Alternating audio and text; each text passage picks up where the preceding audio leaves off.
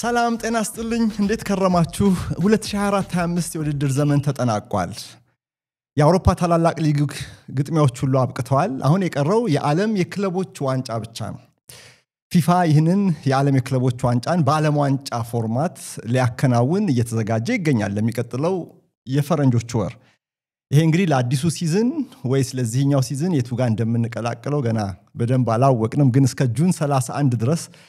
ባለው ጊዜ ብዙ ጊዜ አዲሱ የውድድር ዘመን ከመጀመሩ በፊት ያለው ጊዜ ተደርጎ ስለሚወሰድ ከቀድሞ ውድድር ዘመን ዝግጅት በፊት ያለው ጊዜ ተደርጎ ስለሚወሰድ ይሄኛው ሲዝን ብለን ልንጠቅሰው እንችላለን እንግዲህ ጁን 14 ነው የዓለም የክለቦች ዋንጫ የሚጀምረው ከጁን 1 ጀምሮ ታዲያ የተጫዋቾች ዝውውር መስኮት እንዲከፈት ዓለም አቀፉ የእግር ኳስ ማህበር ተስማምቷል ምን መስማማት ራሱ ወስኗል እንጂ ክለቦች በፊት ጁን 1 መስኮቱ ተከፍቶ ተጫዋቾችን አያዘዋውሩም ነበር የትሬንት አሌክሳንደር አርኖልድን ጉዳይ ታውቃላችሁ ወደ ሪያል ማድሪድ መዘዋወሩ ተሰምቶ ሪያል ማድሪድ ግን ለሊቨርፑል ለክለብ ዓለም ዋንጫ እንዲደርስለት የ10 ሚሊዮን ፓውንድ ክፍያ እንዲፈጽም ተስማምቷል ግን እስከ ጁን 31 ድረስ ቢሆን ኖሮ ጁላይ 1 ነፃ ተጫዋች ስለሚሆን ጁላይ 1 ነበር የሪያል ማድሪድ ንብረት የሚሆነው እንግዲህ የተጫዋቾች ዝውውር ወሬ ተጀምሯል ማለት ነው እኛም ደግሞ በዚህ ቻነል ላይ በመንሱር አብዱል ቀኒ ኦፊሻል ይሄንን ክረምት ደግሞ በተጫዋቾች ዝውውር ላይ ሞቅ ያለ ገበያ ይኖራል ተብሎ ስለሚታሰብ እንደዚህ ያሉ ቪዲዮዎችን አዘጋጅተንላችኋል አብራችሁን ቆዩ መንሱር አብዱል ቀኒ ነኝ ላይክ ሼር ሰብስክራይብ ያደረጋችሁ ከቻነሉ ጋር እንድትወዳጁ ለጓደኞቻችሁም እንድታጋሩ አስተያየቶቻችሁንም ደግሞ እንደዚሁ በኮሜንት ሴክሽን ስር እንድትሰጡኝ ከታላቅ አክብሮት ጋር እጠይቃለሁ እስቲ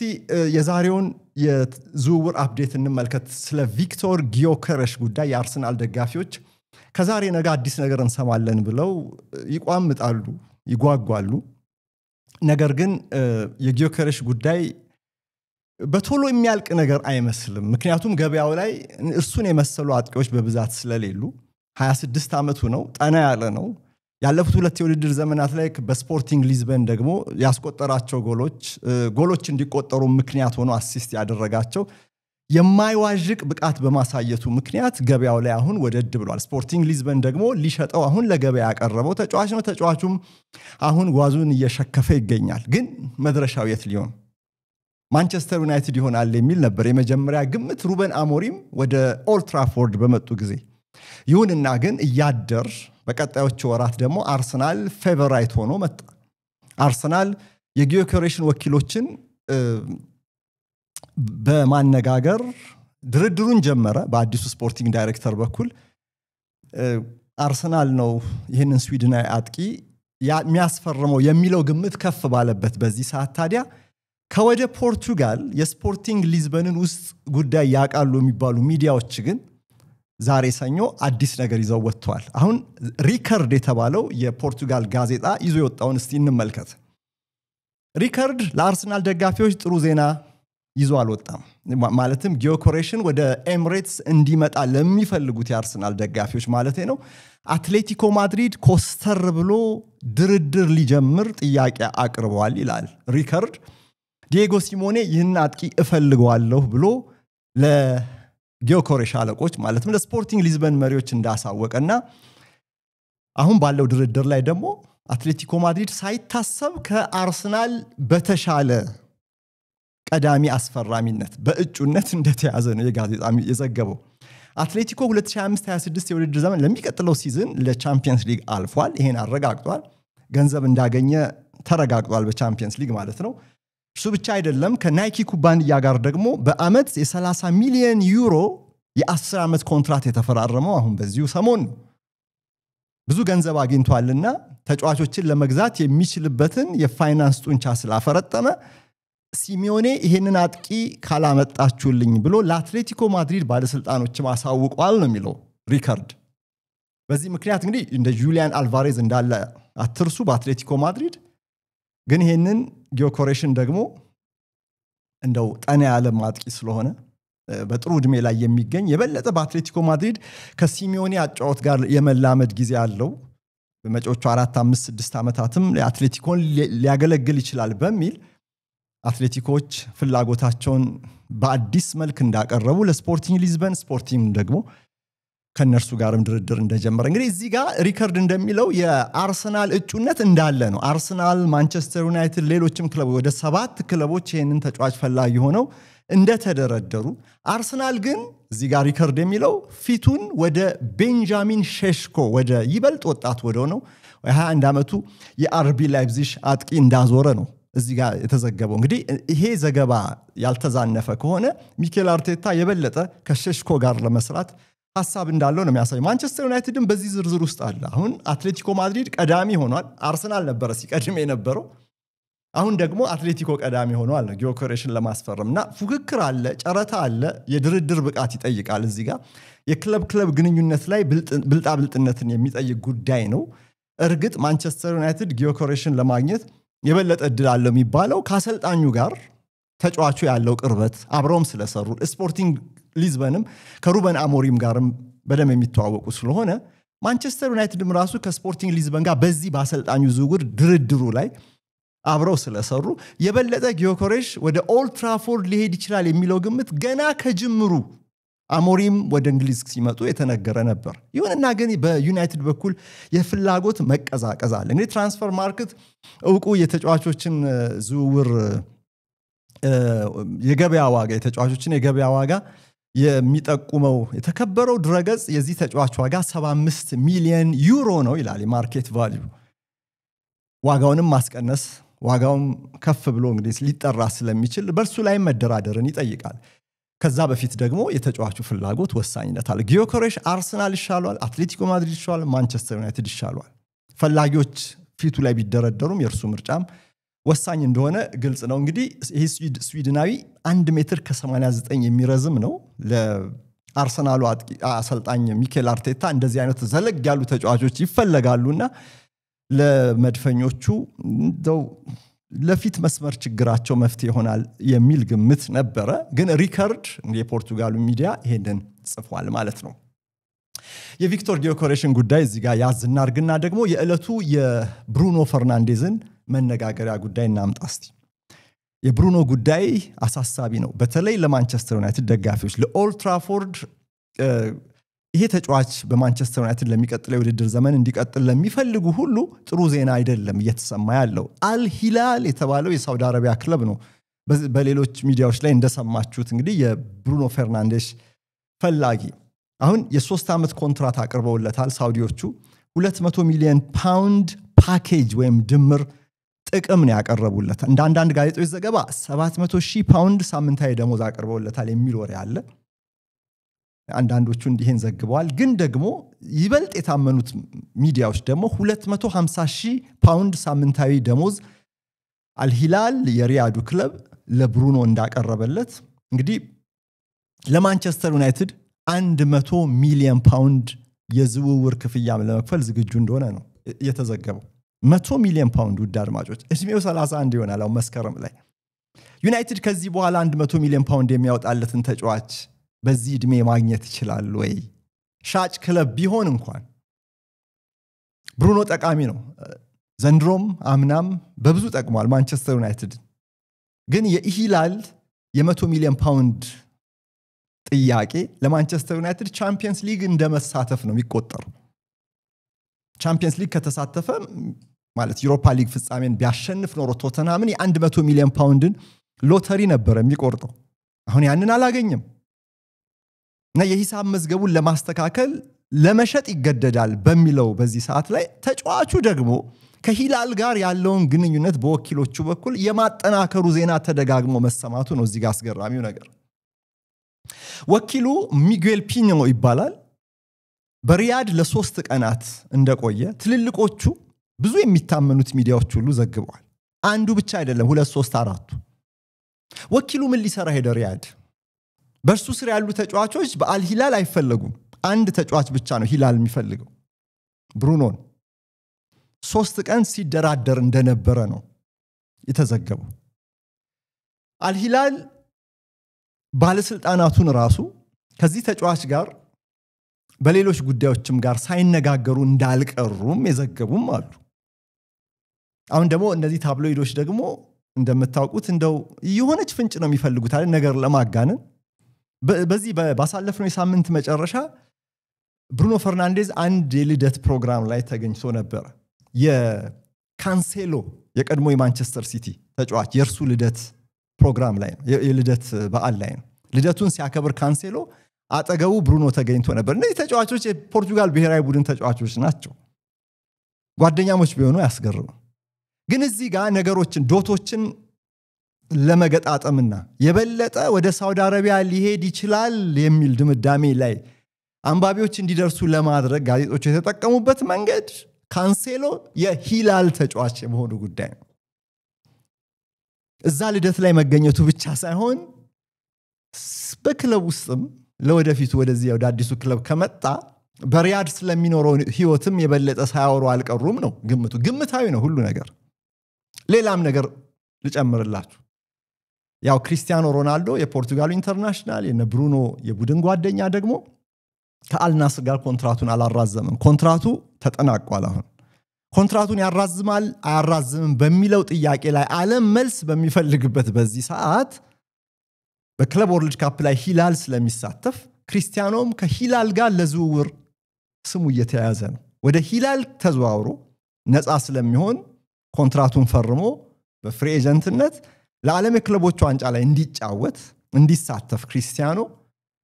ይሄንን ድርድር ውስጥ ለውስጥ ጀምሯል የሚል ወሬ አለ እንግዲህ ሌላው ፖርቱጋላዊ ወደ ሂላል ያመራል ማለት ነው የፖርቱጋል ተጫዋቾች ስብስብ በአንድ መልበሻ ቤት ውስጥ በርከት እንዲል ደግሞ ሊፈልግ ይችላል ራሱ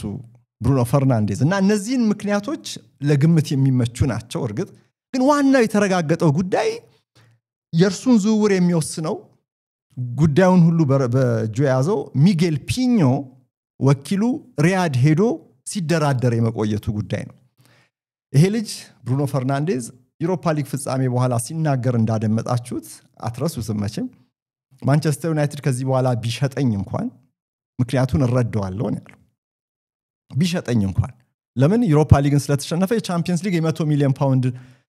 ገቢውን ስለሚያጣ አሁን ተጫዋቾችን የመሸጥ ግዴታ ውስጥ ስለገባ በፒኤስአር በኤፍኤፍፒ አሁን እንኳን ኤፍኤፍፒ አይመለከተውም ለወደፊቱ ካልሆነ በስተቀር የአውሮፓ እግር ኳስ ማህበር የፋይናንስ ቁጥጥር ደንብ ነው ኤፍኤፍፒ ይሄ ግን ፕሮፊታብል ኤንድ ሰስቴይነቢሊቲ ሬጉሌሽን የሚባለው ፒኤስአር በእንግሊዝ ክለቦች በጥብቅ በቁጥጥር የሚመለከተው የበላይ አካል ቁጥጥር የሚጠቀምበት ነው ማንቸስተር ዩናይትድ ቀይ አብርቶበታል በ3 አመት ውስጥ 300 ሚሊዮን ፓውንድ ገደማ ኪሳራ ስላስመዘገበ ይሄንን መቀነስ አለበት ተጫዋች መሸጥ አለበት ማለት ነው እንግዲህ የሚሸጡት ተጫዋቾች እነ ማርከስ ረሽፎርድ እነ አሌሃንድሮ ጋርናቾ ጄደን ሳንቾን እነሱ እንዳሉ ሆነው ግን የሂላል ጥያቄ ግን ለማንቸስተር ዩናይትድ በጣም ፈታኝ ነው ከክለብ ዓለም ዋንጫ በፊት ከመጀመሩ በፊት ብሩኖን ወደ ስብስባቸው መቀላቀል ይፈልጋሉ አሁን አንድ ሳምንት ብቻ ሰጥተውታል ተወስናለህ ወስን ብሎ በአንድ ሳምንት ውሳኔው የስ ካለ ይሄንን ጥቅም ያገኛል ኖ ካለ ግን እዛው ማንቸስተር ዩናይትድ ውስጥ ለሚቀጥለው የውድድር ዘመን ሌላ ፈታኝ ሲዝን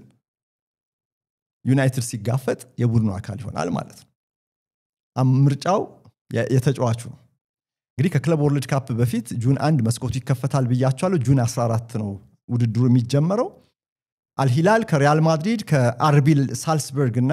ከፓቹካ የሜክሲኮ ክለብ ጋር ተመድቧል በአንድ ምድብ ይሄ ውድድር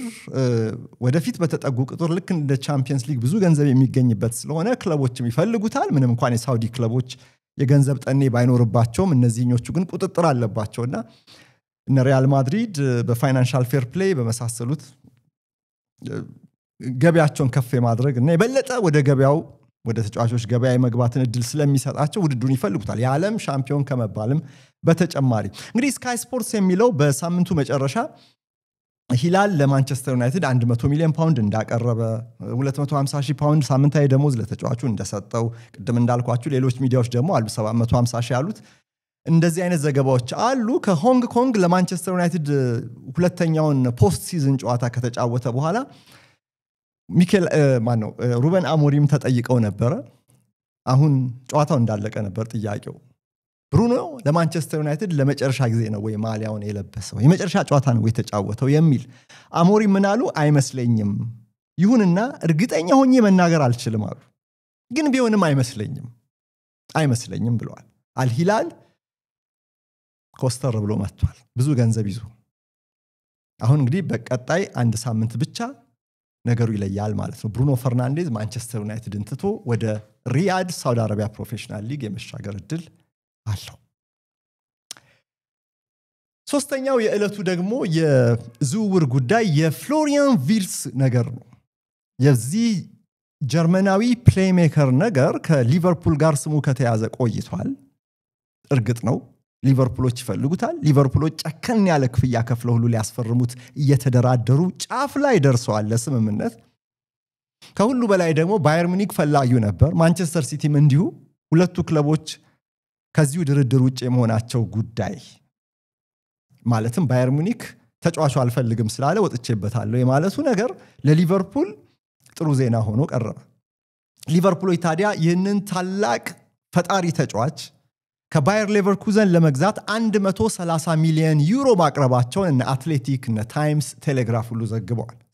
በዚህ ሳምንት መጨረሻ ነው ወደ 109 ሚሊዮን ፓውንድ ማለት ነው ሊቨርፑል ይሄንን ከፈጸመ በዚህ ዋጋ እንኳን የራሱን ሪከርድ ነው የሚያሻሽለው እና ይሁንና ግን የፍሎሪያን ቪርትስ ነገር አሁን ጀሬሚ ፍሪምፖንግም ከባየር ሌቨርኩዘን ወደ ሊቨርፑል የመዘዋወሩ ጉዳይ ተረጋገጠ ስለሆነ የሊቨርፑል ባለስልጣናት ከባየር ሌቨርኩዘን ባለስልጣናት ጋር ሰሞኑን እየሰሩ ነው ያሉትና ለመነጋገር ለመገናኘት ችግር የለባቸውም ይሁንና ሌቨርኩዘኖች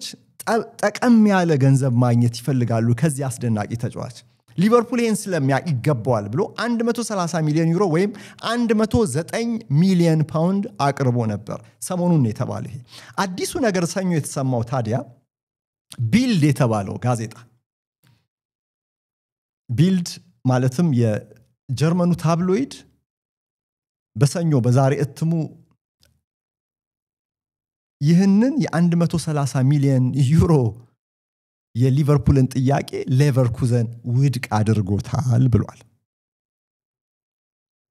ሌቨርኩዘን የሚፈልገው 150 ሚሊዮን ዩሮ ነው የ20 ሚሊዮን ዩሮ ገደማ ልዩነት አለ እንግዲህ ከሆነ 127 ሚሊዮን ፓውንድ ማለት ነው አስቡት ሊቨርፑሎች ውድ ዋጋ እንደሚያወጣ የተጫዋች አምነዋል ይሁንና የ20 ሚሊዮን ፓውንዷ ልዩነት የ20 ሚሊዮን ዩሮ አይቅርታ ልዩነት ከተጫዋቹ ኮንትራት ጋር በፐርፎርማንስ የተያያዘ ከፐርፎርማንስ ጋር የተያያዙ የቦነስ ወይም የጉርሻ ክፍያዎች ላይ እንግዲህ አድስ ኦን የሚባሉ አሉ አይደል ቀጥተኛ የሚከፈል አለ ከዛ ደግሞ እንደ ተጫዋቹ በቀጣይ በአዲሱ ክለቡ እንደሚኖረው ውጤታማነት የሚጨመሩ ክፍያዎች አሉ አሁን እዛ ጋር ነው ልዩነቱ ያለው ልዩነቱን ለማጥበብ ታዲያ ሁለቱ ክለቦች እንደገና ድርድር ጀምረዋል ነው የሚለው ቢልድ ይሁንና ጋዜጣውም እንዳረጋገጠው ይሄ የ20 ሚሊዮን ዩሮ ልዩነት መጥበብ የሚችል ነው እና ዝውውሩን ያከሽፈዋል ተብሎ ግን አይጠበቅም ይሄ ነው ጥሩ ነገር ለሊቨርፑል ደጋፊዎች ፍሎሪያን ቪርትስ ማንቸስተር ሲቲን ፈልጎት ነበር ኬቪን ዴ ብሮይነን ሊተካበት ግን ሲቲንም አልፈልግም ብሏል ፍላጎቱ ሁሉ ወደ አንፊልድ መሄድ እንደሆነ ነው ግልጽ የሆነው የዘንድሮ ሻምፒዮኖቹ ደግሞ ለሚቀጥለው ውድድር ዘመን ለከርሞም እንደዚሁ የዋንጫ አሸናፊ ሆኖ ለመምጣት በዚህ በኩል ድርድራቸውን አጥብቀዋል ያቀረቡት ገንዘብ ከፍ ያለበትን ምክንያት ተጫራቾቹ ሀብታሞችም ስለሆኑ እንደሆነ ልብ ይሏል ሊቨርፑል እኮ አሁን እቺን የ20 ሚሊዮን ዩሮዋን ልዩነት ለማጥበብ እንዲያውም ሁለት ተጫዋቾችን ለባየር ሌቨርኩዘን ለመስጠት እያጤነ እንደሆነ ዘገባዎች ይጠቁማሉ ሁለቱ ተጫዋቾች ደግሞ ጃሬድ ኳንሳ እና ሃርቪ ኤሊየት ናቸው ኤሊየት ደግሞ ከሊቨርፑል ጋር በቀጣይ ሲዝን የበለጠ መጫወት ይፈልጋል ይሄ ማይሆን ከሆነ ግን መልቀቅ ይፈልጋል እና ሊቨርፑል እነዚህ ሁለት ተጫዋቾችም ሰጥቶ ዋጋውንም ገንዘብ ሲደመር ተጫዋች አለ አይደል ዋጋውን በካሽ የሚከፍለውን ለመቀነስ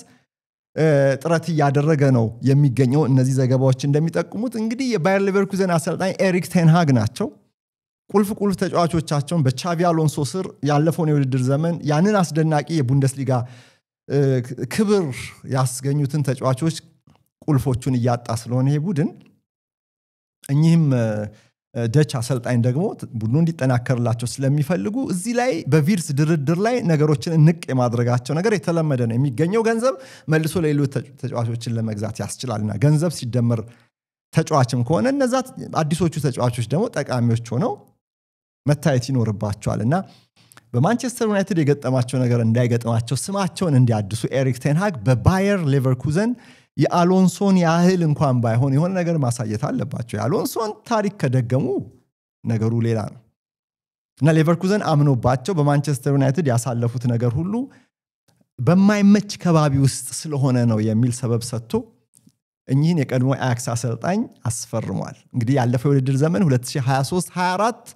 የጀርመን ቡንደስሊጋው ኮከብ ተጫዋች ፍሎሪያን ቪርትስ ወደ ሊቨርፑል የሚሄዱ ነገር የሚሆን ነገር ነው ግን ደግሞ እንዲህ ያሉ የድርድር ማነቆች ሂደቱን ትንሽ የሚያጓት ይመስላሉ ወደ ማንቸስተር ሲቲ ዞር ስንል ደግሞ የራያን አይት ኑሪን ጉዳይ እናገኛለን የሰኞ የትልልቆቹ ሚዲያዎች ዘገባ ሁሉ ይህ የወልቨርሃምፕተን ወንደረርስ ተከላካይ ወደ ማንቸስተር ሲቲ የሚያደርገውን ዝውውር ለማጠናቀቅ እየተቃረበ እንደሆነ የሚጠቁሙ ናቸው ራያን አይት ኑሪ እድሜው 23 ነው 50 ሚሊዮን ፓውንድ ገደማ ሊከፈልበት ይችላል ተብሏል የግራ መስመር ተከላካይ ነው ፍራንኮ አልጄሪያን ነው ፈረንሳይ ውስጥ የተወለደው ለአልጄሪያ ብሔራዊ ቡድን ነው የሚጫወተውና የወልቭስን ጨዋታዎች ስትመለከቱ የአይት ኑሪን የፉልባክ የግራ ፉልባክ ጥቅምም አብራችሁ አስተውላችሁ ሊሆን ይችላል ፔፕ ጋርዲዮላ ይሄ ተፈጥሯዊ ሆኑ የግራ ተከላካዮችን በማግኘት በኩል ባለፈው አሁን በተጠናቀቀ የውድድር ዘመን ሲቸገር አይተናልና እንደዚህ ያሉ ፉልባኮችን ለማስፈረም ወደ ገበያ ወጥቶ ነበር አሁን ትኩረቱ አይት ኑሪ ላይ ያረፈ ይመስላል ወልቭስ ሊሸጠው ይፈልጋል ሁለቱም ወገኖች ዝውውሩ ይጠናቀቃል ብለው አምነዋል ስለዚህ የግራ ፉልባክ ወደ ኤቲሃድ የመጓዙ ነገር የሚቀር አይመስልም ጆሽኮ ግቫርዲዮልን በዛ በግራ በኩል ሲጠቀምበት እንደቆየ በዚህ በተጠናቀቀ የውድድር ዘመን ታስታውሳላችሁ ከዛ በኋላም ደግሞ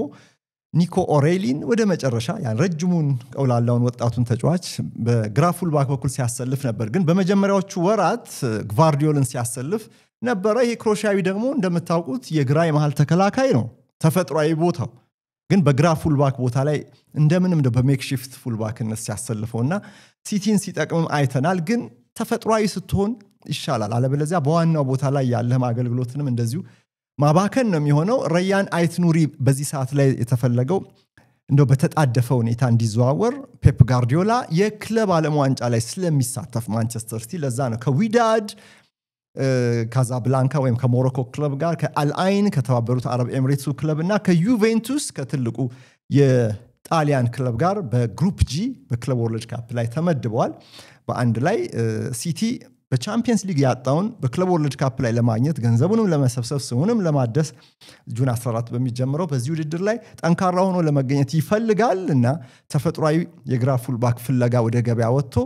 ፔፕ ጋርዲዮላ አይኑ ያረፈው በወልቭሱ ራያን አይት ኑሪ ላይ ነውና ወልቭሶችም ለመሸጥ ይፈልጋሉ ግን ወልቭስ ዘንድሮ ለዓለመውረድ ነው የተረፈው ለትንሽ እንደምታውቁት ለዓለመውረድ ቶተናም ብቻ ነው ከዛ በታች ያለው 16ኛ ነው የጨረሰው እና በሚቀጥለው ሲዝን ደግሞ ሁለት ቁልፍ ተጫዋቾችን አጥቶ ነው የሚመጣው አንደኛው ወደ ማንቸስተር ዩናይትድ ያመራውን ማቲያስ ኩኛን ነው አሁን ደግሞ አይት ኑሪ ሊያጣ ነው እነዚህን ተጫዋቾች የመተካት ግዴታ አለበት ወደ ገበያው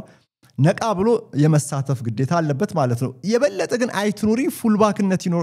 በፉልባክ ቦታ ላይ በተፈጥሯዊነት ይጫወት እንጂ የዊንግ ባክ ሚናውን ነው በወልቭስ ሲወጣ የነበረው ይሄ ደግሞ ለጋርዲዮላ ይመቻል በፉልባክ ቦታ ላይ የሚያሰልፋቸው ተጫዋቾች የበለጠ እያጠቁ ተጋጣሚ ግማሽ ሜዳ ላይ ብዙ እየቆዩ እንዲጫወቱ ስለሚፈልጉ ያንን የፈጠራ ኦፌንሲቭ ባህሪ በጣም ይፈልገዋልና አይት ኑሪ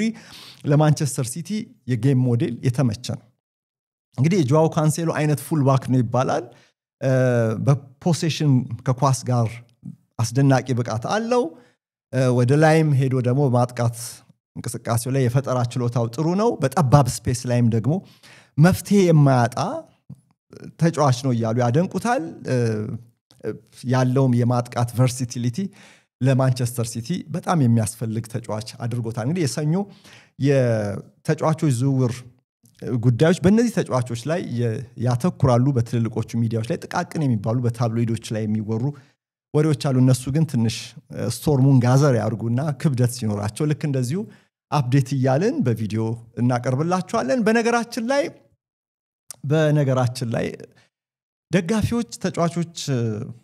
ስለተዘዋወሩ ብቻ በብዛት ስለተዘዋወሩ ቁጥራቸው ስለበዛ ብቻ በሚመጡበት ክለብ ሁሉ ውጤትን ሁሉ ይቀይራሉ ማለት አይደለም በዝውውር ገበያው ላይ የተጫዋቾችን ቁጥር ማብዛት የውጤት ዋስትና ሊሆን አይችልም። የቅርብ ጊዜ ታሪክ የአውሮፓ እግር ኳስ ይሄን አስተምሮናል። ምሳሌ ልንገራችሁ። ኢንተር ሚላን በዩኤፋ ቻምፒየንስ ሊግ